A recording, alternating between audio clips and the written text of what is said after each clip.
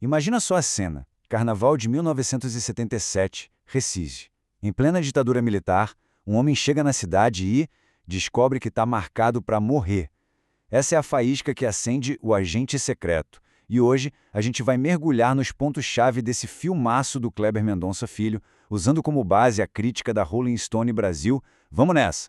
E aí já começa com a pergunta que não quer calar, né? O que pode levar um cara a ser marcado para morrer bem no meio do Carnaval de 77 em Recife? É exatamente essa dúvida que prende a gente desde o primeiro minuto. Quem é esse Marcelo e, mais importante, quem tá caçando ele? Essa tensão é o que move tudo.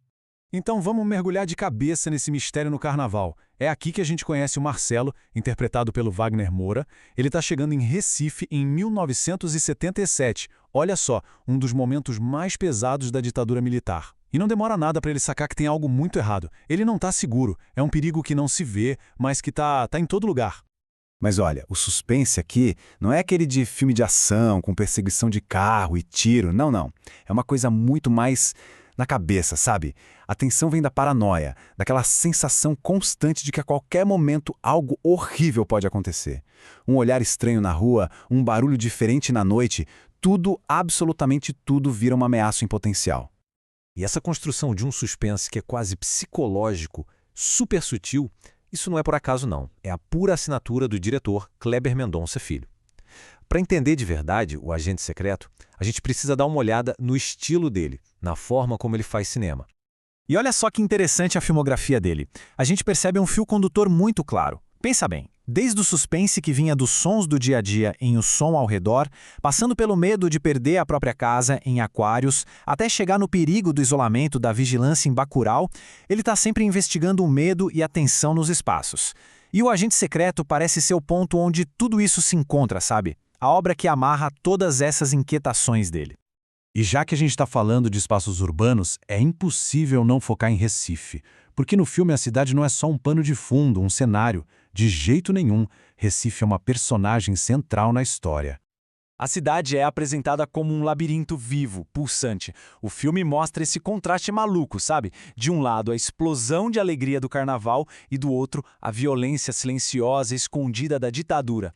As ruas, os sons da festa, misturados com o medo, os prédios cheios de história, tudo ali está contando alguma coisa, está refletindo as memórias e as tensões daquele tempo. E no meio desse cenário tão complexo, a gente encontra um protagonista que também quebra todas as expectativas. O filme brinca com a nossa ideia do que é ser um herói. Olha, esquece o espião super treinado, o herói de ação, ou mesmo o militante idealista, tipo Marighella. O Marcelo não é nada disso. Ele é um cara comum, absolutamente encurralado pela situação. A luta dele não é por uma causa, não é para mudar o mundo, é simplesmente para conseguir sobreviver. E essa abordagem, tão pé no chão, vira o gênero de espionagem de cabeça para baixo. E tem uma frase que captura perfeitamente o tom do filme. É da personagem Dona Sebastiana. Imagina, no auge da paranoia, do medo de morte, ela chega e fala: "Vou mudar esse clima, vou botar uma música." Cara, é um toque de humor tão absurdo, tão fora de hora, que na verdade só deixa tudo mais estranho, mais tenso. É uma genialidade do diretor.